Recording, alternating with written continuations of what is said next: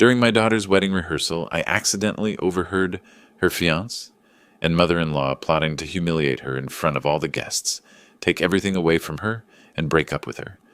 The betrayal hit me like a bolt of lightning. My dream of a happy celebration turned into a trap. But I came up with a cunning plan for revenge. My daughter didn't show up at the wedding, and when my mother-in-law called with complaints, "Where's your little brat? Everyone is waiting for her," I laughed and advised her to look under the table with the cake. She couldn't believe her eyes.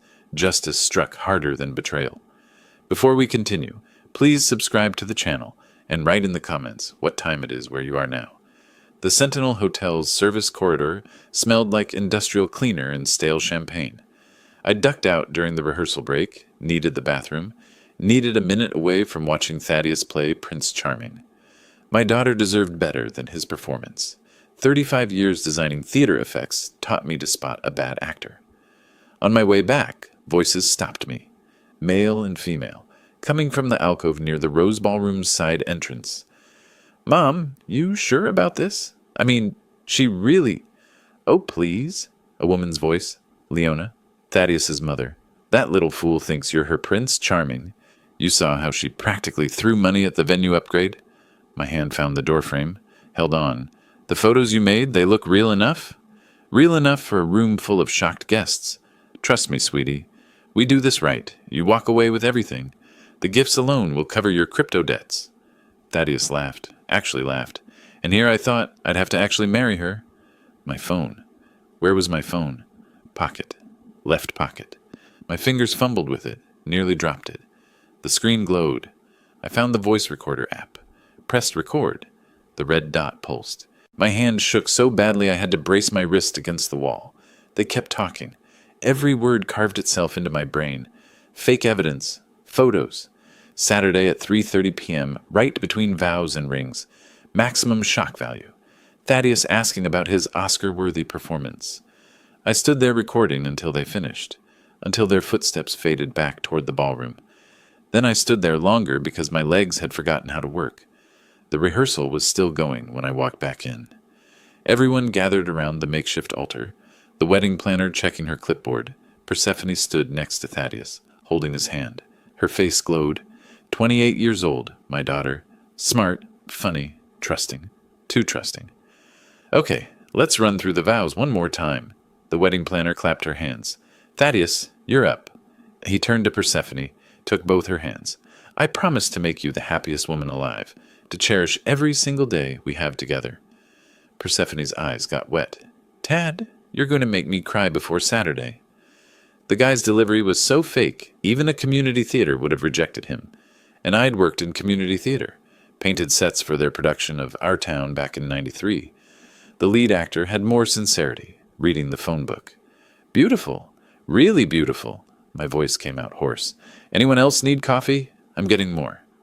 Nobody answered. I walked to the refreshment table anyway, picked up the pot with both hands because one hand was still shaking. The cup rattled against the saucer when I set it down.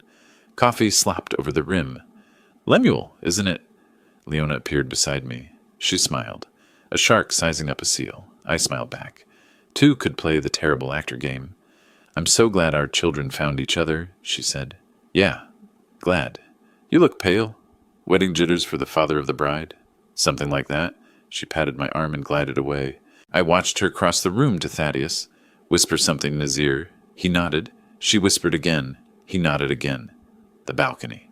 I needed the balcony. Made it outside, loosened my collar. Portland air hit my face, cool and damp. February in Oregon. The city stretched out below, lights starting to flicker on as afternoon dimmed toward evening. My phone felt heavy in my pocket. I pulled it out, played back the first 10 seconds of the recording. Just to make sure. Just to confirm I hadn't hallucinated the whole thing. Leona's voice came through clear. "That little fool thinks you're her Prince Charming." My jaw clenched. Knuckles went white around the phone. Inside, the rehearsal continued. I watched through the glass doors. The wedding planner positioned people, adjusted angles. Persephone laughed at something Thaddeus said, kissed his cheek. Saturday. They were planning this for Saturday. 3 days away. The wedding was in 3 days. I went back inside for the final run-through, stood in my designated spot as father of the bride. Leona stood in her designated spot as mother of the groom. She caught my eye across the room, smiled sweetly. My face muscles strained as I forced a smile back. The wedding planner reviewed the timeline. So Saturday, ceremony starts at 3 p.m. sharp. Processional, opening words, vows, exchange of rings, pronouncement, kiss, recessional. The whole thing should run about 30 minutes. Everyone clear? Oh, I was clear. Crystal clear. 3:30 p.m. Right between vows and rings. They'd planned it better than D-Day. Any questions? The wedding planner looked around. Nobody had questions. Persephone beamed. Thaddeus squeezed her hand. Leona checked her watch. The rehearsal ended. People gathered coats and bags. I watched Leona whisper to Thaddeus one more time. She glanced at Persephone, then back to her son. Her lips formed words. Saturday, 3:30. Don't forget. My phone vibrated. Text from Persephone. Dad, we're all going to dinner at Andina. You coming? My thumb hovered over the screen. I looked at my daughter laughing with Thaddeus across the room. 6 empty coffee cups lined up on my workbench. The mechanical ballerina wound down, music box slowing to a stop. I'd been sitting here since 10 p.m. Now the clock read 2:47 a.m. I pressed play on the recording again. 19th time, maybe 20th, lost count after 15. That little fool thinks you're her prince? Charming. My workshop looked exactly how I felt. Cluttered, chaotic. Vintage mechanical toys covered every surface. The dancing bear I'd restored last month. The German tin car from 1952. The Japanese robot with the walking mechanism. All of them frozen mid-motion, waiting for someone to wind them up again. I paced, window to workbench, workbench to window. The street cleaner passed below, brushes spinning, water spraying. Portland at 3 a.m. was quiet, just machines and insomniacs. At 6 a.m., I called Quentin. Tokyo was 10 p.m. He'd be awake. His face filled the phone screen. My son, 10 time zones away. Dad, it's 10 at night here. You look terrible. I need you to listen to something. My hand shook holding the phone. I propped it against the mechanical bear, pressed play on the recording, watched Quentin's face change, watched his jaw tighten. Holy! He ran his hand through his hair. Dad, you have to tell Percy. Right now. What if she doesn't believe me? What if... She'll believe you. You never lied to her. Not once. Quentin leaned closer to his camera. I'm getting on a plane. No, stay there. I need you keeping clear head, not jet-lagged and emotional. Dad, trust me on this. He didn't like it. I could see him not liking it. But he nodded. I hung up. Made coffee number 7. Watched sunrise paint Portland pink and gold. Around 9 a.m., I remembered food existed. Found bagels in the freezer. Persephone liked the everything bagels. I put 4 in a paper bag. Her apartment building was 15 minutes away. I made it in 12. She opened the door in pajama pants and an oversized sweatshirt. Dad, what are you doing here so early? You look awful. Brought bagels. We need to talk. If this is about the seating chart again, I moved Aunt Carol. It's not the seating chart. Sit down. Her smile faded. You're scaring me. Her apartment was exactly what you'd expect 3 days before a wedding. Papers everywhere, color-coded binders, sample menus, fabric swatches. The wedding had taken over like an invasive species. She sat on the couch. I sat in the chair across from her. Yesterday at rehearsal, I recorded something, by accident, on my phone. Okay? I played the first 5 seconds. Thaddeus's voice. Mom, you sure about this? Just listen. I let the whole thing play. Watched my daughter's face. Watched her process each word. Her pen dropped. Rolled off the coffee table. Neither of us picked it up. When it finished, she sat there, silent. Her coffee mug slipped from her fingers, hit the carpet with a thud. Brown stains spread across the beige fibers. That can't be Tad. It is? No, he wouldn't. We've been together 3 years. 3 years, Dad. I know, sweetheart. This is some kind of... Maybe they were joking. Some sick joke? Listen to it again. Does Thaddeus sound like he's joking? She did. Listened again. This time she stood up halfway through, walked to the window, put her palm flat against the glass. Stood there for 30 seconds, maybe more. The gifts. Her voice came out hollow. Last month, Leona kept saying, make sure guests know cash gifts are preferred. I thought she was just tacky. What else? 2 weeks ago, Tad wanted to put the apartment lease in his name only. Said it was easier for paperwork. I was going to sign it tomorrow. My stomach dropped. You didn't sign yet? No, Something felt off. I told him I wanted to wait. She turned from the window. Her face had gone white. Did he ever even love me? That question. The worst question. The one I'd been asking myself all night. I think he did. Once. Before the debts. Before his mother got her hooks deeper. That's supposed to make me feel better? No. It's supposed to make you understand this isn't your fault. She slid down the wall, just collapsed into a sitting position, knees pulled up, started crying. Not pretty crying, the kind that comes from somewhere deep. I got down on the floor next to her. My knees cracked loud enough to echo. 68-year-old joints protesting. Put my arm around her shoulders. I'm so stupid. You're not stupid. You're trusting. There's a difference. Not anymore. We sat there on her floor for maybe 10 minutes. We both watched that coffee stain spread. It was like we'd forgotten how basic physics worked. Then she wiped her face. Rough, angry swipes. Stood up fast. Pulled out her laptop. I want them to feel this. What I'm feeling right now. Purse? No. Worse than this. I want them humiliated. Destroyed. What are you saying? She looked at me directly. Her eyes weren't soft anymore. You worked in theater for 35 years. You know how to put on a show. Pause. So let's give them one they'll never forget. Her phone buzzed. Text from Thaddeus. Morning, babe. Can't wait to see you tonight. Love you. She stared at the screen. Showed it to me. What did he say? He says he loves me. You going to respond? She typed. Love you too. See you at 7. Hit send. She typed that with all the warmth of someone ordering a sandwich. Turkey on rye, hold the emotion. There. Let him think everything's perfect. Her laptop booted up. She opened a document. Wedding day schedule. Final PDF. Glowed on screen. Color-coded timeline. Vendor contacts. Guest list with 127 names. They want a show at 3:30 p.m. right between vows and rings?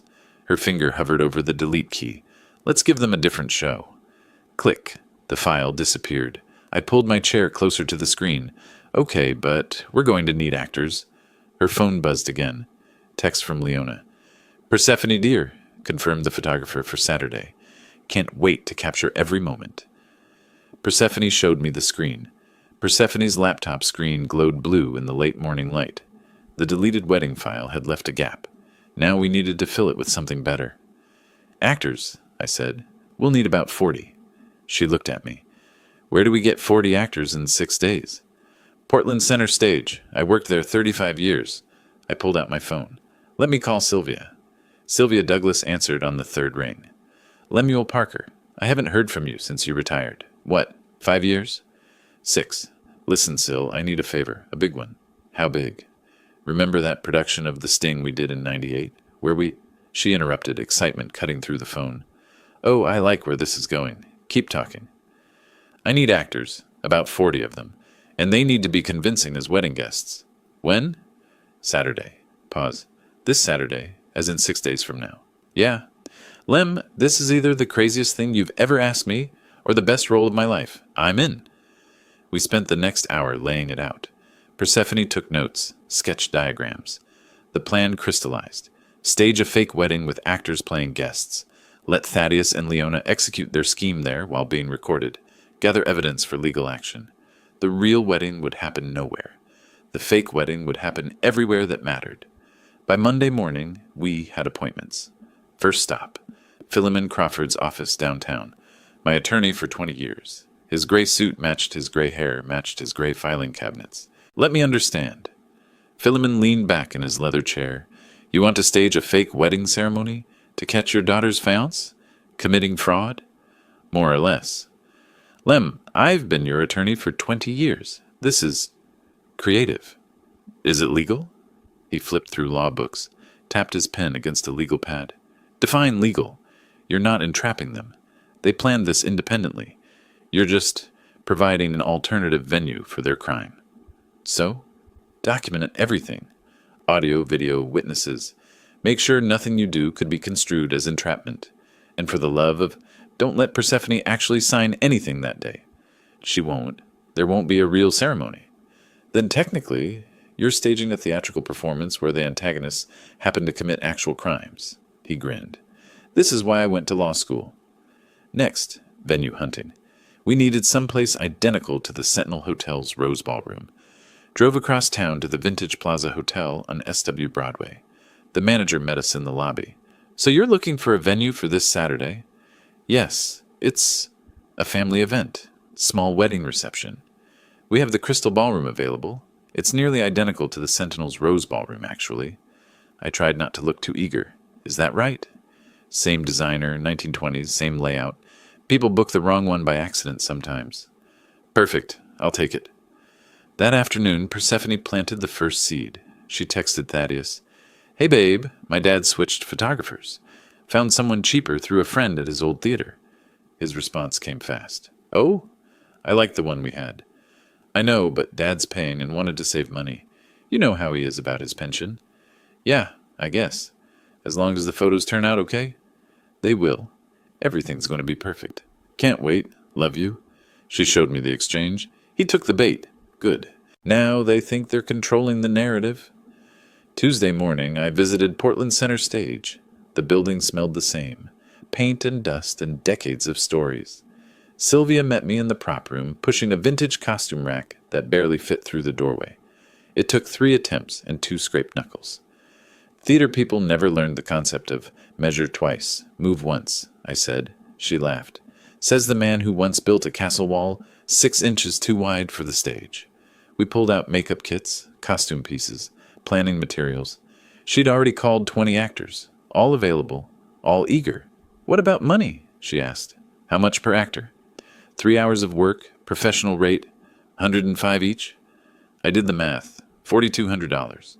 My pension savings, 6 months of careful budgeting, gone in one afternoon. "Done," I said. That evening I withdrew the money. The ATM had a $1,500 daily limit, 3 transactions over 3 days. I stood in my kitchen Tuesday night, counting $100 bills like a budget crime boss. My mechanical bear collection watched judgmentally from the shelf. Then it hit me. I was pacing my workshop, reviewing venue photos, checking sight lines. 11 p.m. The mechanical ballerina wound down again. I'd forgotten to wind it back up. And suddenly my brain supplied a memory. Leona's face at the rehearsal, her hand reaching out to shake mine, her voice saying my name.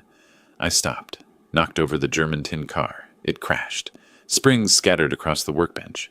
Grabbed my phone with shaking hands. Called Sylvia. "Syl, we have a problem. A massive problem." "What happened?" "I'm an idiot. Leona met me at the rehearsal. We talked. She's seen my face." "Oh. Oh? That's all you've got? The whole plan falls apart if she recognizes me?" She paused, then laughed. "Lem, you worked in special effects for 35 years. How many times did you transform actors into completely different people?" "That was different. That was exactly the same. Come to the theater tomorrow morning. I'll make you into someone even your own mother wouldn't recognize." "You sure?" "Honey, I once turned a 23-year-old into a convincing 85-year-old King Lear. Trust me." I'd planned elaborate stage illusions for 35 years. The one time I forgot makeup? My own daughter's fake wedding. Brilliant. Wednesday morning, Sylvia sat me in the makeup chair at Portland Center Stage, studied my face with professional intensity, started sketching transformation ideas on a notepad. "We'll give you a prosthetic nose," she said. "Different eyebrows. Age spots." "I'm 68. I already have age spots." "More age spots. Different pattern. Gray wig, slightly different posture." She circled my face with her finger. "By the time I'm done, you'll be a completely different person." Wednesday afternoon brought unexpected intelligence. Persephone accidentally pocket-dialed Thaddeus while he was with Leona. Her phone sat on the table between us. We listened. Leona's voice. "You look exhausted, sweetheart." Thaddeus. "Couldn't sleep. I keep thinking about—" "Mom, what if something goes wrong?" "Nothing will go wrong. I've done this before." "That's what worries me. What if someone remembers? What if—" Leona's voice sharpened. "Your father left us with nothing." "Nothing. You think I wanted to do this? I was a respected notary. I had dignity." Thaddeus quiet. "I know." Leona softer. "This is our way back. One more time and we're clear. Your debt's gone, my retirement funded. Then we're done." "Promise? Promise." Persephone ended the call, looked at me. "She lost her license. Previous fraud, probably." "And her husband left her broke?" I said. They're desperate people making terrible choices. Does that make it better? No, but it makes them human. Wednesday night, 9:47 p.m. Thaddeus texted Persephone. Babe, Mom's asking if she can bring a friend to the ceremony, a notary, to witness the signatures. You know, just in case we need documents certified.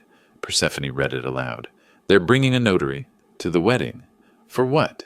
Marriage certificates are filed by the officiant, unless you're planning to have documents signed right there. Divorce papers. She typed back, Sure, the more the merrier. They're not even pretending anymore, I said. Her phone lit up again. Text from Sylvia. Got our bride, Lottie Reed. 68, retired actress.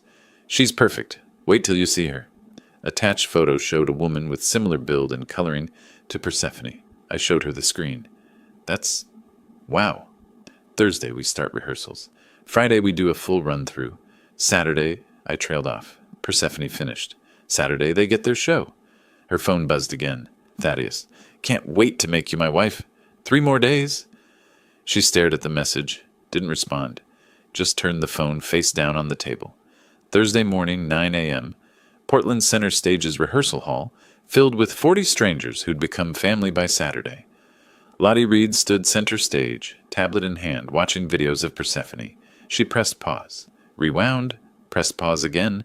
She touches her collarbone when she's nervous. See? Right there. Sylvia nodded. Good catch. And she laughs slightly before the joke lands, like she's already anticipating it. I watched from the director's chair. You've been studying her for 8 hours. Honey, I played Blanche Dubois for 6 months. This is a masterclass in character work. Across the room, an actor playing Uncle Raymond raised his hand. So I'm supposed to have a boat? I checked my notes. 22-foot fishing boat. You take it out on the Columbia River. What kind? Bayliner. You bought it used in 2018. It needs engine work. He wrote this down.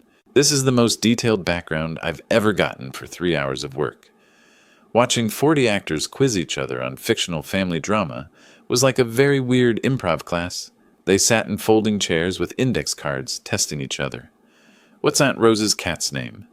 Mr. Whiskers. Wrong. Mr. Mittens. Start over. By Thursday afternoon, they'd moved to improvisation. 2 actors practiced wedding small talk. Actor 1 as Aunt Martha. Did you hear about the honeymoon? Actor 2 as Cousin Beth. Aruba, right? 2 weeks, all inclusive. I coached from the sidelines. Good, but Martha, you're more judgmental. Like you disapprove of the expense. Actor 1 adjusted her tone.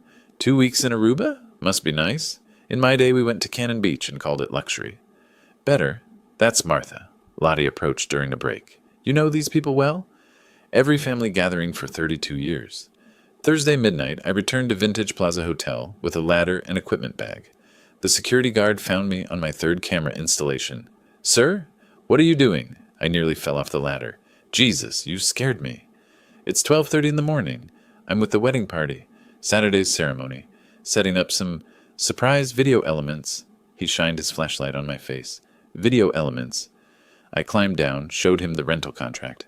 I rented the ballroom. See? Lemuel Parker. We're doing a special multimedia presentation. He examined the paper. At midnight. Only time the room's empty. Wedding's at 3 p.m., rehearsal tomorrow afternoon. This was my window. What kind of video? Hidden cameras for a surprise montage. Candid reactions from guests during the ceremony. He shrugged. Weddings get weirder every year. Just don't break anything. I installed 6 cameras total. Crown molding, floral arrangements, exit sign, plus 4 microphones. My hands shook slightly, calibrating the hidden screen under the cake table. Dropped the screwdriver twice. Friday morning brought Persephone's performance. She FaceTimed Thaddeus from bed, looking genuinely pale. Stress had physical benefits. Babe, you look terrible, he said. Thanks. Really feeling the pre-wedding glow. Should we postpone? No, I'll be fine by tomorrow. Just need rest. You sure? Mom says. She interrupted. I'm sure. Don't come over. I don't want you getting sick. Bad luck anyway, right? Seeing the bride before the wedding? That's just a superstition. Humor me. I'll see you at the ceremony. Promise. Okay. Love you. You too. She ended the call. Dropped the act immediately. Sat up straight. I watched from her doorway. The Academy Award goes to... Too much? Perfect. He bought every second. Friday afternoon, Philemon came by for final legal checks. Recording devices in place? 6 cameras, 4 microphones, visible consent signs, small print on programs. This event is being recorded. That covers you legally. The moment they attempt fraud on camera, you're golden. What if they don't go through with it? Then you've thrown an expensive fake wedding. But based on their text about the notary, they're going through with it. I'll be watching from the real venue with the actual guests, recording everything on my end too. He smiled. Lem, I've handled divorces for 30 years. This is the most creative justice I've ever seen. Friday evening, we sent corrected invitations to the real guests. Mass text. Important. Venue change to Vintage Plaza Hotel, 422 SW Broadway. Surprise for Persephone and Thaddeus. Please keep confidential. Park in underground garage. Enter through side entrance. Ceremony 3 p.m. My actual Aunt Martha texted back immediately. What's going on? Why the change? Long story. Trust me. It's important. Please don't mention to the bride or groom. This is very strange, Lemuel. I know. Please trust me. Fine, but you owe me an explanation. Saturday morning, 7 a.m. Sylvia transformed me in the makeup chair. 90 minutes of prosthetics, age spots on top of age spots, new eyebrows, gray wig. She gave me age spots. Age spots. I'm 68. I already have age spots. Now I had age spots on top of age spots. I looked like a spotted frog. I stared in the mirror, didn't recognize myself. Perfect, Sylvia said. By noon, actors assembled at Vintage Plaza. I checked names with a clipboard like military roll call, 39 of 40. Everyone accounted for except... My phone buzzed. 1:07 p.m. Text from Sylvia. Lem, problem. Janet, playing Aunt Rose, has food poisoning. Can't make it. I called immediately. We're down an aunt? An hour before? I'm sorry, she's really sick. Can we get someone else? Everyone else is already cast or unavailable. We'll have 39 instead of 40. What if Leona counts heads? What if she notices? Lem, she's expecting a wedding. She's not taking attendance. She's a con artist. Con artists notice details. We have no choice. We go with 39. I paced the hotel corridor. Damn it. Okay. Maybe she won't notice. Maybe... Breathe. We've got this. Nothing says I'm definitely not hiding anything like worrying about one missing guest an hour before showtime. 2 p.m. Thaddeus and Leona arrived. I watched from my position as Uncle Raymond, the disguised version of myself that Sylvia had created. The greeter, an actor, approached them. This looks great. Where's Persephone? Getting ready in the bridal suite. You know brides, always running late. Leona stood in the center of the ballroom, turned slowly. Her heels echoed on marble. Something's off. What do you mean? Thaddeus shifted nervously. I don't know. Something feels wrong. Mom, you're paranoid. I have good instincts. How many guests are here? I don't know. They're still arriving. She started counting under her breath. 23, 24. Mom, stop. You're making me nervous. I spoke quietly into my hidden earpiece. She's counting. Syl, she's actually counting guests. Sylvia's voice crackled back. Stay calm. She doesn't know what number she's counting to. Leona continued scanning the room. Where's Lemuel? The bride's father should be here greeting people. Maybe he's with Persephone. Maybe. Her eyes landed on me, held my gaze for 3 seconds. My heart hammered. She looked away. At 2:15, I lifted a champagne glass. My hand shook so badly the glass slipped. Didn't shatter, just made noise.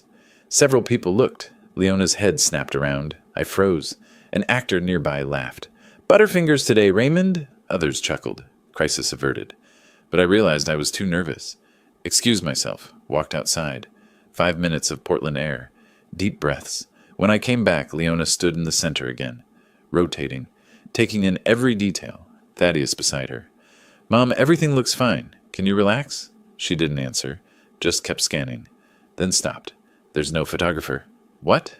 No photographer? Where's the cheaper photographer Persephone mentioned? The actor photographer emerged from a side room with his camera.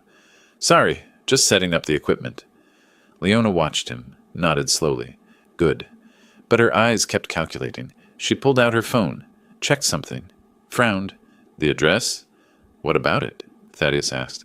The invitation says Sentinel Hotel, but the sign outside said Vintage Plaza. Thaddeus looked at her. Maybe you misread? I don't misread. She looked at the ballroom again. Her voice dropped. Something is very, very wrong here. Leona stood in the center of the ballroom, calculating. Something is very, very wrong here. Thaddeus touched her arm. Mom, we're committed.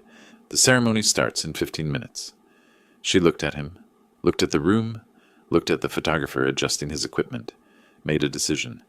We proceed, she said, but I'm watching. I sat in the back row, disguised as Uncle Raymond, tablet hidden inside my program. 6 camera feeds glowed on the screen, every angle covered, audio clear. My hands gripped the tablet so hard my knuckles went white beneath the age spots Sylvia had painted on. 2:50 p.m., the ceremony began. Music started. The side door opened. Lottie Reed entered as Persephone. She was perfect. The slight bounce in her step, the way she held the bouquet at her hip, the rapid blinking when she got emotional. Every detail Persephone's. Every movement studied for 3 days and performed flawlessly. The actor guests turned, smiled. Aunt Martha dabbed her eyes with a tissue. Uncle Raymond stood straighter. Bridesmaid adjusted her own bouquet. Thaddeus watched his bride approach. Something crossed his face. Confusion. He leaned close during the opening prayer, whispered in her ear, You seem different today. Lottie touched his face, smiled. It's happiness, darling. Pure happiness. No, it's something else. Your perfume? Oh, I changed it. Wanted something special for today. Your voice sounds, the officiant interrupted, and now the couple has prepared their own vows. Thaddeus shook his head slightly, refocused. Right. Sorry. The ceremony proceeded. Readings by actor guests. Thaddeus's vows. Lottie's responses perfectly mimicking Persephone's cadence. I watched the tablet. All 6 cameras recording. No technical failures. No missed audio. 3:28 p.m. Leona checked her watch. 2 minutes. Her hand trembled as she touched the envelope in her purse. She glanced at Thaddeus. He was watching his bride with something that might have been real emotion. For a moment, Leona's expression flickered. Doubt. Guilt. Something human. She closed her eyes, took a breath, opened them. The doubt was gone. 3:30 p.m. exactly. Leona stood. Stop. I'm sorry, but I cannot stay silent. The officiant looked up. Ma'am, please. My son deserves to know the truth before he makes the biggest mistake of his life. Thaddeus turned. False surprise painted on his face. Mom? What are you? Leona held up the envelope, pulled out photos. Even from the back row, I could see they were garbage. Wrong lighting, pixelated edges. A middle school art fair would have rejected them. I have proof that this woman, this liar, has been unfaithful. The actor guests performed beautifully. Gasps. Whispers. Heads turning. Aunt Martha clutched her pearls so theatrically I made a mental note to hire her again. Woman had commitment. Oh my goodness. I can't believe it. Poor Thaddeus. Lottie's distress was Oscar-worthy. Real tears courtesy of menthol. What? No, those aren't real. Leona advanced on her. These photos don't lie, sweetheart. You thought you could fool my boy. Thaddeus approached, voice shaking. Persephone, tell me this isn't true. Lottie reached for him. Tad, please. I don't know what she's talking about. He jerked away, overacting, but the room accepted it. Don't touch me. Leona grabbed Thaddeus's arm. Come on, sweetheart. We're leaving. But the gifts? Especially the gifts? Her voice projected righteousness. After what she's done, they're compensation for emotional damage. Everyone here is a witness to her betrayal. Actor Uncle Raymond half stood. Now wait just a minute. Leona cut him off. You wait. My son's been humiliated. These gifts were meant to celebrate a marriage built on lies. Actor Aunt Martha tried. This doesn't seem right. Leona ignored her. Start loading them. Now.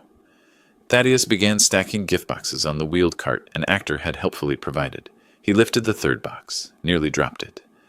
What did people put in these? Probably crystal, silver, things of value. Leona was distracted, triumphant. He didn't tell him bricks weigh more than toasters. My phone buzzed. Text from Persephone. Did she do it? I typed back, watching the tablet. Right on schedule. 3:30 exactly. I wish I could see her face. You will. 6 cameras, every angle. Activate the screen. Not yet. Let them collect more gifts, more crimes on camera. Dad, I want them to know. 30 seconds, I promise. Leona and Thaddeus worked systematically. 10 boxes, 15, 20. Every movement recorded. Every word about compensation captured. 3:33 p.m. I tapped the tablet 3 times. Under the cake table, the hidden screen illuminated. 48 inches of LED embedded horizontally beneath the white tablecloth, positioned so anyone near the gift table would see it reflecting on the floor. Leona reached for another box, paused. "What's that light?" Thaddeus didn't look. "What light?" Is that a screen?" She bent down, looked under the table. On the screen, live feed from the real venue. Persephone in her wedding dress. Very much present, very much smiling. Leona straightened slowly. "Thaddeus, Thaddeus." He turned. "What?" She pointed. "Look! Under! The table." Thaddeus crouched by the cake table, stared at the screen. Persephone waved at the camera. Her lips moved. He read them. "Hi, Tad." Behind her, the real Aunt Martha appeared. Waved, then real Uncle Raymond. More real guests, all waving, all very much not in this ballroom. Thaddeus stood slowly, turned to face the room, really looked at the guests for the first time. That woman in the third row, he'd never seen her before in his life. That uncle in the back, different nose, different everything. He grabbed Leona's arm. "Mom?" His voice cracked. "Mom, these aren't the real guests." Leona scanned faces. Her expression shifted. Triumph to confusion to dawning horror. "What?" The bride, Lottie, watched them with an amused smile. She reached up, touched her hair, gripped the wig at the hairline, and pulled. The wig came off smoothly, gray hair styled differently beneath. Lottie took a theatrical bow. "Thank you for the applause." On the hidden screen, Persephone leaned toward the camera. "Hi, Leona." "Surprise!" Leona stared. "What is this? What's happening?" "Remember your plan?" Persephone's voice came through speakers I'd hidden in the floral arrangements. "Humiliate me at 3:30, take the gifts, file for divorce Monday." Really creative. Unfortunately for you, I heard about it last Saturday. I appeared on screen next to Persephone. I recorded your conversation at the rehearsal. Every word. Thaddeus's voice came out hoarse. "Dad, her dad is everything you just did?" I kept my tone even. Recorded. 6 cameras, 4 microphones. Fraud, defamation, attempted theft of property. Leona found her voice. "You can't. This isn't legal." Philemon appeared on screen. "Attorney Philemon Crawford. Actually, it's perfectly legal. You planned a crime independently. We simply provided an alternative venue for you to commit it while being documented." Around the room, the unmasking began. Actor Aunt Martha removed her wig. "Sorry, honey. Theater Vertigo player. This was fun, though." Actor Uncle Raymond peeled off his beard. "Portland Center Stage. Lem's an old friend." 40 people removing disguises at once looked like the world's weirdest flash mob. Uncle Raymond's beard came off and revealed a woman. That was entertainment. Lottie stepped forward, still in the wedding dress but wigless. "Lottie Reed, I've played Blanche Dubois, Lady Macbeth, and now your victim. This was the best role." Leona backed away. "You're all actors?" Sylvia emerged from a side room with her production clipboard. "Every single one. Well, except the real Persephone. She's 6 blocks away." Thaddeus turned to his mother, voice breaking. "Mom, they played us. They completely played us. This is entrapment! Entrapment!" I walked down the center aisle. Actors stepped aside. I wiped the last makeup off with a cloth. Let my real face show. Entrapment requires law enforcement to induce you to commit a crime you weren't already planning. You planned this last week. I recorded it. You just executed your plan exactly as discussed. "You can't prove anything." I held up my phone. 6 cameras. Audio recorded from the moment you entered. Would you like to hear the part where you said these gifts are ours as compensation? Leona grabbed Thaddeus's arm. "Don't say anything, not a word. We're leaving. Detective Rogers is probably waiting at the exits by now." She dragged him toward the side exit. "Come on." "Mom, maybe we should—" "No, we're leaving. Now." She pushed the door. It opened before she reached it. Detective Tom Rogers stepped through. Plain clothes, badge on his belt. 2 uniformed officers behind him. "Leona Morgan?" She froze. "Who are you?" He showed his badge. "Detective Tom Rogers, Portland PD. We need to talk about what just happened here." "I'm not saying anything without my attorney." "That's your right. But we have video evidence of attempted fraud, defamation, and theft. Multiple witnesses. You might want to cooperate." Thaddeus suddenly pulled away from his mother. "I'll cooperate. I'll tell you everything." Leona grabbed his arm. "Thaddeus, shut up." He wrenched free. "No, Mom, I'm done. This is insane." At the police station, 4 p.m. Rogers sat across from Leona in the interrogation room. Thaddeus had been taken to a separate room immediately. You have the right to remain silent. After Miranda writes, Leona spoke. I want my lawyer. I'm not saying anything. Fair enough. While we wait for your attorney, let me show you something interesting. Rogers slid a tablet across the table. Case file open. 2019. Bend, Oregon. A woman named Leona Morgan, that's you, was investigated for a similar scheme. Wedding fraud. Charges were dropped due to insufficient evidence. Leona's face went pale. That case was dismissed, because the victim didn't want to press charges. Embarrassed? Sound familiar? He swiped to another file. 2017. Eugene. Another wedding situation, patterns becoming clear. I want my lawyer. He's on his way. But here's the thing, Ms. Morgan. This time we have video. Crystal clear. 6 angles. Audio. You planned it, you said it out loud, and you tried to execute it. This time there's no getting out. Leona tried to smash the screen when Rogers first showed it to her. She brought her purse down hard. It bounced off. Screen didn't crack. I'd used the same material we built breakaway props from. Irony tasted sweet. Her phone buzzed. Text exchange with her attorney that Rogers photographed. Leona. They have video. Everything. Attorney. How much video? Leona. All of it. The whole ceremony. Me accusing her, taking the gifts. Everything. Attorney. That's problematic. Leona. Fix this. Attorney. Leona. If they have what you're describing, there's nothing to fix. We're looking at plea bargains, not dismissal. In the separate room, Thaddeus sang like a canary at a bird convention. I almost felt bad. Almost.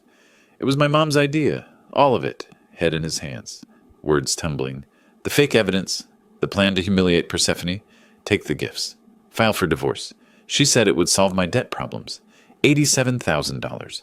Crypto investments went bad. So you agreed to commit fraud to cover gambling debts? They weren't gambling. They were investments. I don't know what I thought. Did you know your mother had done this before?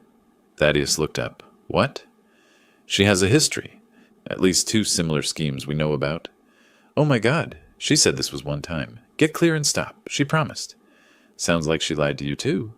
4:10 p.m. Holding room. Leona alone before her attorney arrived. She sat on the metal bench. Expensive suit wrinkled. Her hands shook. Not fear at first. Rage. Then something else. She opened her phone. Scrolled to a photo.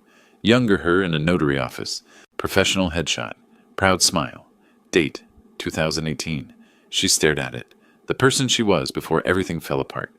Closed her eyes. For just a moment, her face crumpled. Not crying, but close. Genuine grief for who she used to be. Then hardened again. Closed the phone. But the moment showed everything. She knew. She'd destroyed herself. Became the thing she once would have condemned. 4:14 p.m. Detective Rogers left her alone in the interrogation room. Through the one-way mirror, I stood watching with Persephone and Rogers. Persephone saw Leona for the first time since the rehearsal. Leona sat perfectly still, staring at the metal table. Then she looked up, directly at the mirror. Couldn't see through it, but seemed to know we were there. She mouthed something. Rogers asked, "What did she say?" I read her lips twice to be sure. "This isn't over." Persephone laughed, sharp, cold. "Yes, it is." Rogers' phone buzzed. He checked it, expression changing. Folks, we just got a call from a woman in Bend. She saw the news coverage. Apparently there's already media outside. She says Leona did the same thing to her daughter in 2019. She wants to file charges now." He looked at me. "How many others do you think there are?" I watched Leona through the glass. "Let's find out." Monday evening, my workshop. The news played on the TV mounted above my workbench. In an unprecedented case, a 68-year-old theatrical retiree orchestrated an elaborate sting operation to catch his daughter's fiancé, and future mother-in-law attempting wedding fraud. I looked at my cat on the windowsill. Unprecedented, like nobody's ever been fed up with con artists before. They called me a theatrical retiree, like I retired from being theatrical. I was in special effects. I blew stuff up and made fake blood. Hardly Hamlet. The reporter continued. Lemuel Parker, a retired special effects designer from Portland Center Stage, hired 40 actors to stage a fake wedding ceremony. My phone buzzed. Text from Sylvia. "You're famous? Drinks to celebrate?" I typed back, "Maybe. Feel weird about it." "Why? You won. I didn't respond. Across the room, my mechanical toys sat silent. I hadn't wound them since Thursday. The ballerina, the bear, the German car, all frozen mid-motion. Tuesday morning, Detective Rogers called. Lem, you sitting down? That's never good news. What happened? A woman named Patricia Thornton just walked into the Bend Police Department. Says Leona Morgan did the exact same thing to her daughter in 2019. I know. You mentioned that Saturday. Right, but here's the thing. She's ready to press charges now. Seeing your case on the news gave her courage. And Lem? I think there might be more. More victims? We're checking records in Eugene, Salem, even Vancouver, Washington. This woman's been busy. By Wednesday, 3 more women had come forward. I sat behind the one-way glass at the police station, watching them give statements, all telling similar stories. Wedding schemes, fake evidence, theft, crying, angry, relieved. One woman from Eugene, 2017. One from Salem, 2020. Patricia's daughter from Bend, 2019. Plus Persephone. 4 separate incidents over 6 years. Wednesday afternoon, I met with ADA Sarah Chen and Philemon at the prosecutor's office. Chen slid a folder across the table. We now have 4 separate incidents. 2017, 2019, 2020, and your daughter's case this year. Philemon leaned forward. That establishes a pattern. Premeditation. Better than that. It shows this was her business model. Chen opened the folder. She found men with debt, coached them through the scheme, took a percentage. How much did she make? Conservatively, $200,000 over 6 years. Probably more we haven't found. I kept my voice level. And Thaddeus? Latest victim, but also a perpetrator.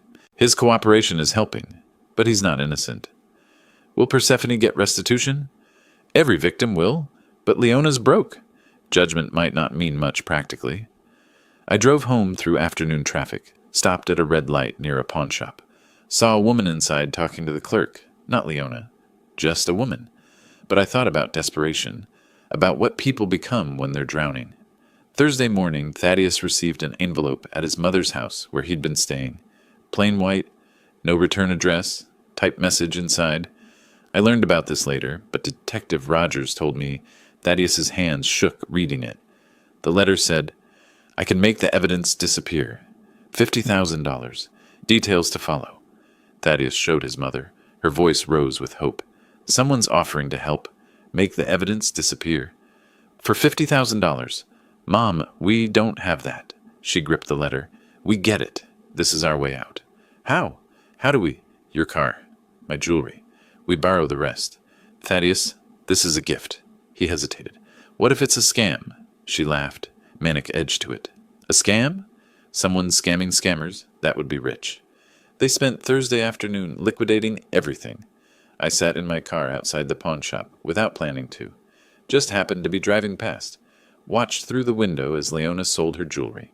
She sold jewelry for 30 cents on the dollar. The pawn shop guy practically cackled. I didn't know people actually cackled outside cartoons.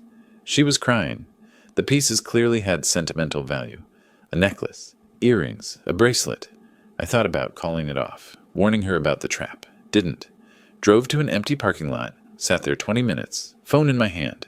Didn't call, just sat. Thursday evening, 6:47 p.m.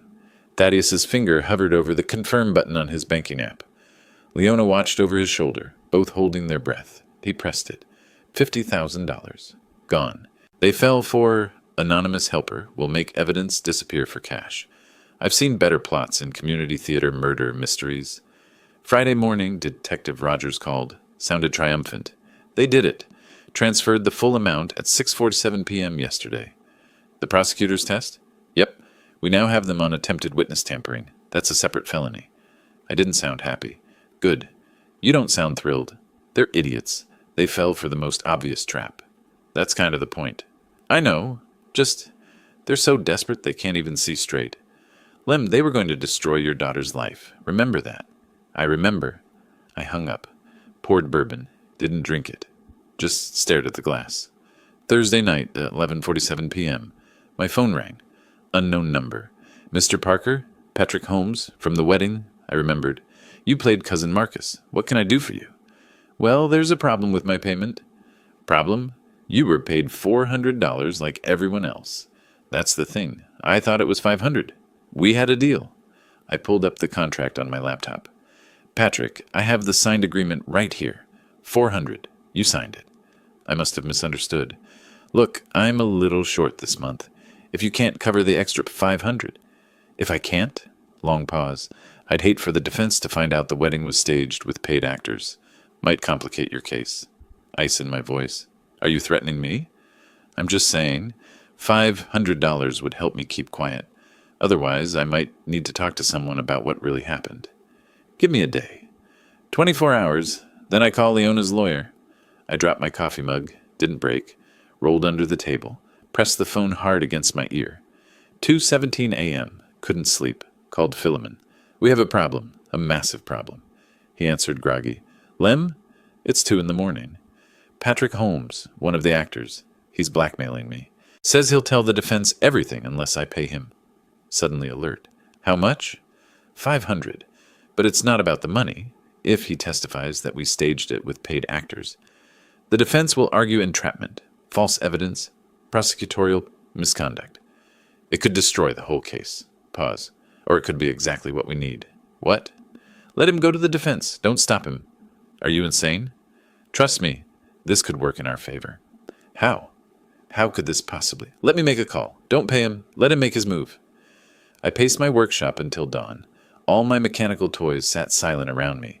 Dead batteries, unwound springs. The place felt like a graveyard. Sylvia stopped by Friday morning, looked around. You okay? Place feels dead. I couldn't explain why I'd let everything run down. Friday morning, 9:30 a.m. Patrick walked into defense attorney Marcus Webb's office. I sat in my car outside, watching, gripping the steering wheel, considered going in, stopping it, didn't. Inside, Patrick sat across from Webb. Mr. Holmes, you said you have information about the wedding ceremony? Yeah, the whole thing was fake. Staged, paid actors. Webb leaned forward. Explain. Lemuel Parker hired 40 of us. Portland theater people. 400 each. We memorized names, played fake guests. Even the bride was an actress. Webb wrote frantically. This could invalidate the entire case. Evidence obtained through fraud. I know, right? Thought you should know. Why are you coming forward? Patrick shrugged. Parker underpaid me. 500 short. I'm a little bitter. We can potentially compensate you for your time if you testify. Patrick smiled. He played bitter, underpaid actor so well I actually believed him. Should have given him 500. He earned it. That would be great. Oh, one more thing I should mention. Yes? I've been working with the prosecutor's office as an informant. This entire conversation is being recorded. Webb's pen froze mid-note. Friday afternoon, 2 p.m. Philemon's office. I didn't sit.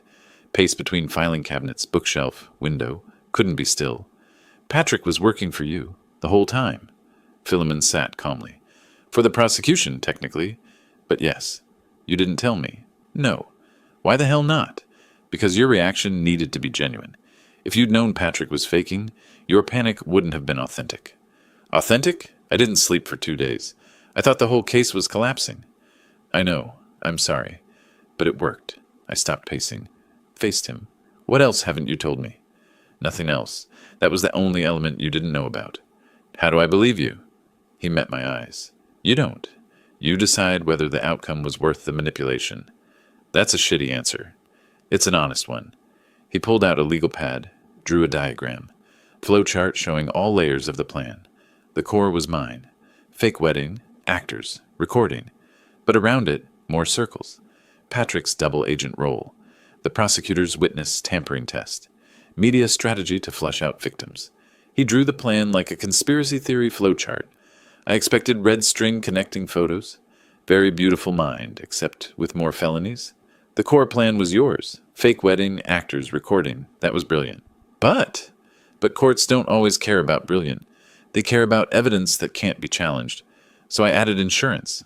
Patrick, if the defense got desperate enough to contact him, we'd know they were willing to use compromised testimony. That gives us leverage. You set up their attorney to fail.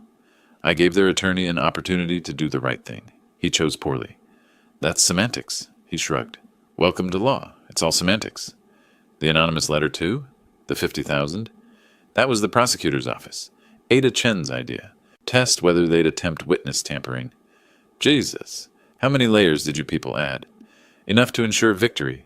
You wanted justice for Persephone. I delivered it. Are you angry about the method or the success? I sat down finally. I don't know yet. Monday morning, courthouse, preliminary hearings. Defense attorney Webb had recused himself. Ethics violation. New attorney scrambling with an unwinnable case. I sat in the public gallery, Persephone next to me. We didn't hold hands. Barely looked at each other. Prosecutor Chen stood. Your Honor, the state presents video evidence from the incident. The video played on the large courtroom screen. Entire room watched. Leona standing. Dramatic accusations. Waving those garbage photos. Watching Leona on that giant courtroom screen was like seeing a bad movie you directed. Except the bad acting was real, and the consequences were prison. I have proof this woman has been unfaithful. Actor guests gasping. Leona and Thaddeus collecting gifts. What did people put in these? Probably crystal, silver, things of value, Persephone whispered. I forgot how loud she was. I whispered back. She's been loud her whole life. Just usually got away with it. At the defense table, Leona sat perfectly still, hands folded, face blank. Only her throat moved, swallowing, repeatedly. Judge watched the entire video. I've seen enough. Preliminary hearing is satisfied. We'll proceed to trial unless plea negotiations conclude first. Tuesday, Leona's new attorney, Richard Moss, slid a plea agreement across the table. Leona pushed it back. He slid it again. She pushed it back. 3 times before finally signing. I learned this later from Philemon, but I could picture it, her hand shaking, pen hovering, the moment she gave up. Ms. Morgan, they have you on video committing multiple felonies. 6 different angles. Previous victims willing to testify. Your son is cooperating with prosecution. Thaddeus is cooperating. Full cooperation. He's giving them everything. She laughed. Bitter. Of course he is. Saving himself. We can't win at trial. The plea offer, 4 years. Eligible for parole in 2. It's the best we'll get. 4 years. Or we go to trial and you get 7 to 10. Your choice. Wednesday, Thaddeus testified. He threw his mother under the bus, backed up, and ran her over again for good measure. Prosecutors barely had to ask questions. Mr. Morgan, whose idea was the wedding fraud scheme? My mother's, Leona Morgan. Explain how it started. I was in debt. $87,000 from crypto investments. She said she knew a way to clear it. Marry someone, create a fraud scenario, take their assets, divorce. Had she done this before? Yes. She told me about previous times. 2017, 2019, at least one more. Did you love Persephone Parker? His voice broke. At first, yes. Then the debts got worse. My mother kept pushing, and I don't know what I felt anymore. He didn't look at his mother once. Kept his eyes on the prosecutor, on his hands, on the ceiling, anywhere but her. Leona watched on the courtroom monitor. Not rage on her face, just resignation, betrayal, acceptance that this is who her son really is. Lunch recess. Courtroom emptied. Leona sat alone at the defense table. Thaddeus was escorted past her to a separate exit. Thaddeus. Quiet. He stopped. Didn't turn around. I'm sorry I made you into this. You're sorry you got caught. No. I'm sorry I taught you to think like I think. To see people as marks. His voice broke. I did love her, Mom, at first. I know. You ruined that. Made me into someone who could do that to someone I loved. Tears on her face. I was trying to save you. He finally turned. You destroyed me instead. The officer touched his arm. We need to go. Thaddeus left without looking back. Leona sat alone, crying silently. No sound. Thursday morning. Sentencing. Judge Torres looked down from the bench. Ms. Morgan, you orchestrated a sophisticated fraud scheme targeting vulnerable young men with financial problems. You coached them to deceive women who trusted them, causing emotional and financial harm. You've shown no remorse. The court sentences you to 4 years in state prison, eligible for parole after 2 years served, plus restitution of $125,000 to be divided among your victims. Leona stood. I understand. Do you have anything to say? Brief pause. I was someone once, someone respectable. I don't expect you to care, but I want the record to show I know what I've lost. Noted. Mr. Morgan? Thaddeus got probation. 2 years supervised, 300 hours community service, $15,000 to Persephone, 10-year restraining order. Leona was escorted out, in handcuffs. She passed me in the aisle. Our eyes met for 3 seconds. No words. She looked at me, not with hatred, with something worse. Understanding. Her expression said, "You won, but what did it cost you?" I looked away first. Persephone touched my arm. "It's over." "Yeah, you did it. You protected me." "Yeah." She noticed my tone. "Dad, you okay?" "Let's go home." I drove home. Sat in my car in my own driveway for 15 minutes before going inside. The following Thursday, a letter arrived. Prison envelope. I opened it standing in my workshop. Read once. Read again. Sat down heavily. "Lemuel, you took everything. My freedom, my son, my last shred of dignity. I'm not asking for forgiveness. I don't deserve it, and wouldn't believe you if you gave it. But I want you to understand something. I was someone once. A professional. Proud. Your daughter probably doesn't know this, but I volunteered at women's shelters. I helped people. Then my husband left. I made mistakes trying to survive. Lost my license. Lost my identity. I became what I fought against. You did the right thing stopping me. Your daughter is lucky to have a father who protects her so completely. I just wonder, who's protecting you from what this victory is costing? Your mechanical toys have stopped. I noticed at the hearing your hands were still. Men like us, we need our rituals. When those stop, it means something's broken. I hope your revenge was worth what you've lost. Not just the money you spent. Not the time. The part of yourself that could forgive. The part that could stop. I'm paying for my sins. I accept that. But you're paying too. In a different currency. Hope it balances. LM. I set the letter down. Looked at my mechanical toys. All stopped. All silent. Picked up the ballerina, my favorite. Wound the key. It didn't play. Broken spring, probably. Set it down carefully. Sat in my chair, head in my hands. My phone rang. Persephone calling. I looked at it, ringing. Didn't answer. Let it go to voicemail. Sat alone in silence.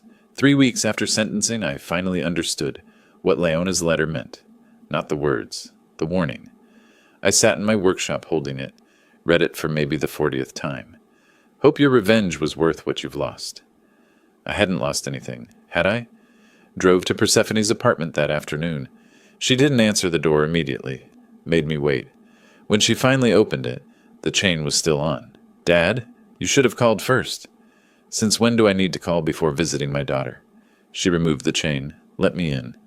"Since I stopped trusting people to be who they say they are?" I noticed the locks. 3 deadbolts. Fortress-level security.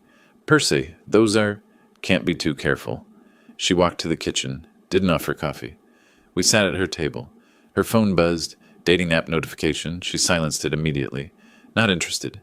They all want something. "Sweetheart, the threat's gone. Thaddeus has a restraining order. Leona's in prison." She laughed, bitter. "You think they were the only threats?" "Dad, everyone's a potential threat now." "What do you mean?" "A guy at work asked me to coffee yesterday. Nice guy, design department, known him 2 years. And?" I said no. "Want to know why?" She looked at me. Because my first thought was, what does he want? What's the angle? Is this the setup? I spent 20 minutes analyzing whether coffee was code for something. The words hit like a physical blow. "Percy, it's just coffee, Dad. Just coffee. And I can't even trust that anymore." I sat back. "What have I done to you?" "You saved me. But I don't know if I can ever trust anyone again." That night, video call with Quentin. 2 a.m. his time in Tokyo. "Dad, you look terrible." "Thanks. That's helpful." "I mean it. You're not sleeping. I can tell." "I'm fine." His voice got firm. "No, you're not. And neither is Percy. I talked to her yesterday. She's... Dad, she's broken. I was protecting her. I know, and you did. But at what cost?" I got angry. "What was I supposed to do? Let them destroy her?" He softened. "No. You did the right thing. I just wish the right thing didn't cost so much." I deflated. "Me too, son, me too." The next week, I did something I'd never done. Made an appointment with a therapist, Dr. Helen Morrison. Sat in her waiting room for 10 minutes before the first session. Almost left twice. Forced myself to stay. The magazines were from 2019. I read about old news and thought, at least some things age badly for everyone. "What brings you here, Mr. Parker?" "My son thinks I need help. My daughter's broken, and I got a letter from prison that won't leave me alone." "Tell me about the letter." I explained everything. The fake wedding. The sting. The trial. Leona's letter about costs. She listened, then asked, "Do you regret what you did?" "I don't know. I did what I had to do. But was it worth it? What if you'd done nothing?" Long pause. "She would have been destroyed. Married him. Lost everything. Been publicly humiliated. So you chose between one kind of damage and another. That's a terrible choice. Most important choices are." Meanwhile, Thaddeus was doing community service at a homeless shelter, serving food, washing dishes, head down, avoiding eye contact. He met a man there, Marcus, 68, reformed con artist. They talked during break, Marcus washing dishes beside him. "First time doing this?" "Community service, court ordered." "I figured. You got that look." "What look?" "Guy who just realized he's not who he thought he was. I had it too, 20 years ago." "What were you in for?" "Fraud, pension scheme. Took money from people who couldn't afford to lose it." Thaddeus stopped working. How'd you come back from that?" "I didn't. Not all the way. You don't come back from hurting people. You just learn to live forward." "I wrote her a letter. Apology. She hasn't responded." "She won't? Probably won't even open it." "Then why'd I write it?" "Because it wasn't for her. It was for you, admitting what you did out loud." Persephone had received that letter. It sat on her kitchen counter for days. Unopened, she circled it like it might explode. When I visited again, I saw it. "That from Thaddeus?" "Yeah." "You gonna open it?" "I don't know. Part of me wants to read what he has to say." "And the other part?" "The other part wants to burn it unopened. Let him wonder if I ever saw it." "Both are valid choices. Which would you do?" I considered. "I'd probably read it. Then burn it. But that's me." Small smile. "That sounds about right." 6 weeks after sentencing, I found a therapy group for fraud victims, people who'd been through what Persephone experienced. I found something. Group for people who've been through what you went through. "Dad, I don't want to talk about this with strangers." "They're not strangers. They're people who understand." "You've been going to therapy?" I was surprised. "How'd you know?" "You're different. Quieter. Like you're actually processing instead of just moving forward." "It's helping. Maybe it could help you too." "I'll think about it. That's all I ask." She went. First session, she sat in the circle. 8 people. A facilitator. Stories of betrayal. Schemes. Lost savings. Broken trust. "Persephone, would you like to share?" "I was engaged. Found out 3 days before the wedding he was planning to humiliate me and take everything. My dad stopped it, but... But now I don't trust anyone. I see schemes everywhere. Can't take anything at face value." Across the circle, a man spoke. "I got scammed by my business partner. 3 years of work, all my savings. I know that feeling. Like the world's suddenly hostile." She looked at him. "Simon, 33, teacher." Their eyes met. "Exactly. How do you move past it?" "I'm not sure you do. But being here helps. Knowing others get it." Small nod. "Yeah, it does help." 3 months after the trial, Persephone called. Her voice sounded different. Lighter. "Dad, you busy?" I was in my workshop, repairing the mechanical ballerina. "Never too busy for you. What's up?" "I met someone at the therapy group." I set down my tools. "Oh?" "His name's Simon. He's a teacher. He got scammed by his business partner a few years ago." "And?" "And we've been talking. After sessions, then coffee, then dinner. Dad, it's been 3 months, and I think I might be able to trust again." Emotion caught in my throat. "Sweetheart, that's wonderful. I want you to meet him. Dinner this weekend?" "I'd love that." "Dad? Yeah?" "Thank you for the therapy group, for not giving up on me." "Never. I'd never give up on you." Saturday evening, October. 6 months since the fake wedding that changed everything. I stood in my workshop before leaving. All the mechanical toys worked again. The bear, the German car, the dancing robot. Months of patient repair. Each one a small victory over breaking. Only the ballerina remained. I'd saved her for last. Drove to Persephone's new apartment. Nicer neighborhood. Fresh start. Noticed she only had 2 locks now. Progress. She opened the door, smiling. "Dad, come in. Simon's here." He stood immediately. Firm handshake. Direct eye contact. Nervous, but not hiding it. "Mr. Parker, it's really good to finally meet you. Percy has told me a lot about you. All good, I hope. Honestly, some scary parts too, but I respect what you did for her." I studied him. What did I do? Protected her when it mattered, even when it cost you. Persephone called from the kitchen. Simon, don't let him intimidate you. He smiled nervously. Too late. But that's okay. Dinner was home-cooked. Table set nicely. Conversation flowed. Simon talked about his elementary school students. Third graders learning fractions. The joy and frustration of teaching. Then, out of nowhere, Mr. Parker, I know what you've been through. What Percy has been through. She told you? Everything. And I want you to know. I'm not like that. I'm not here to hurt her. How do I know that? He got completely serious. If you want, I'll take a polygraph test. Right now. I'll answer any question you have. I've got nothing to hide. I paused, fork halfway to my mouth, stared at him. You're serious. Completely. The kid offered to take a polygraph at dinner. I almost asked if he wanted to provide a blood sample too. Then I realized he was monumentally serious. I laughed. First genuine laugh in months. Started as a chuckle. Built to real laughter. Years of tension releasing. You're either the biggest fool I've ever met or the most honest man. I'm choosing to believe the second one. He relaxed. Thank you. I'll take that. Persephone smiled at both of us. See? I told you you'd like him. During dessert, Simon told his story. Business partner. Best friend since college. We started an education tech company. 3 years in, found out he'd been embezzling. Took everything. My savings, investors' money, our reputation. What happened to him? Prison. 2 years. Out now, last I heard. You ever talk to him after? He shook his head. No. Some bridges don't need rebuilding. But it taught me something, how to spot genuine people. That's why I knew Percy was real. She reached for his hand. We're both learning to trust again. My phone buzzed. Text from Philemon. Leona released early for good behavior. 2 years served of 4. Moving to Florida to live with sister. Won't be back. I read it. Set the phone down. What is it? Persephone asked. Leona. Released early. Good behavior. Moving to Florida. How do you feel about that? I considered. Tired. Just tired. She's someone else's problem now, or maybe no one's. Maybe she'll actually change. Simon watched me. You don't sound angry. I'm not. Anger takes energy. I'm fresh out. What about Thaddeus? He's on probation, community service. Heard he's actually showing up, doing the work. Maybe he'll figure it out. Persephone's voice got quiet. Do you forgive them? Long pause. I don't know if that's the right question. I've let them go. That's different from forgiveness. After dinner, Persephone walked me to the door. Hugged me. Long hug, not brief. Dad, thank you. For what? For everything. For saving me.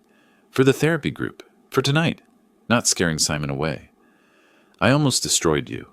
She pulled back, looked at me. No. You showed me what real love looks like. It's protection, even when it hurts. It's sacrifice. It's doing the hard thing because it's right. It cost you months of your life. Trust issues. Paranoia. And now I'm stronger. I know what betrayal looks like. I know what genuine looks like. Simon is genuine. I wouldn't have been able to tell the difference before. That's an expensive lesson, but I learned it, and I survived it. Because of you. Emotion caught in my voice. I'm proud of you. I know. That's why it was worth it. I drove home, sat in the car in my driveway for a moment, but this time got out without heavy pause. Workshop. Turned on all the lights. Approached the ballerina with fresh eyes. The final repair took an hour. Installing the new spring. Calibrating the mechanism. Winding the key carefully. Set her down. Watched her spin. The music played. Perfect. I made a small brass plaque. Engraved it myself. For Persephone. For second chances. From Dad. October 2025. Attached it to the base with care. Later, video call from Quentin. Tokyo nighttime skyline behind him. Dad, how are you? Really? You know, son, for the first time in a year. Good. Really good. You mean that? I gestured to the workshop. Look around. Toys are all working again. Workshop's lit up. I'm sleeping through the night. And Percy? She's healing. Met someone. Good guy. Honest. She's laughing again. Real laughs. Then it was worth it. Maybe. Or maybe we just survived it. Either way, we're still here. That's what matters, Dad. You're still here. Yeah, we are. After the call, I noticed a small package on the doorstep. Must have arrived while I was at Persephone's. Inside, a vintage music box. Beautiful craftsmanship. A note. Thank you for showing me real craftsmanship. Some things are worth preserving. Marcus, from the shelter. I smiled. Thaddeus must have told him about my hobby. Marcus, the reformed con, mentoring Thaddeus, sending unexpected grace. I placed it on my shelf, wound it, let it play, sat in my chair, surrounded by mechanical life, each toy with a story, each repair a lesson. Took me 6 months to fix these toys, 6 months to repair what took 6 days to break. Math seemed about right for life. The ballerina spun in the foreground. Music box played harmony. Workshop hummed with gentle mechanical sounds. Warm light filled the space. People ask if I regret it. I regret that I had to do it. But I'm proud that I could. Revenge is a cold dish. Forgiveness is even colder. But love always warms. My daughter's laughing again. My son calls from Tokyo. My workshop hums with life. Broken things can be repaired. Sometimes broken things become stronger at the break. Sometimes the cracks are where the light gets in. I'm 68 years old. I've been a father, a designer of illusions, a seeker of justice, and a broken man who found his way back. If you asked me to do it all again, I'd hesitate. Then I'd say yes, because some things are worth breaking for. Some people are worth protecting, even if it breaks you too. My daughter is one of them. Always has been, always will be. I watched the ballerina spin, read the plaque one more time. For Persephone, for second chances. The music played on. If you like this story, please like this video, subscribe to the channel, and share your impressions of this story in the comments. To listen to the next story, click on the box on the left. Thank you for watching.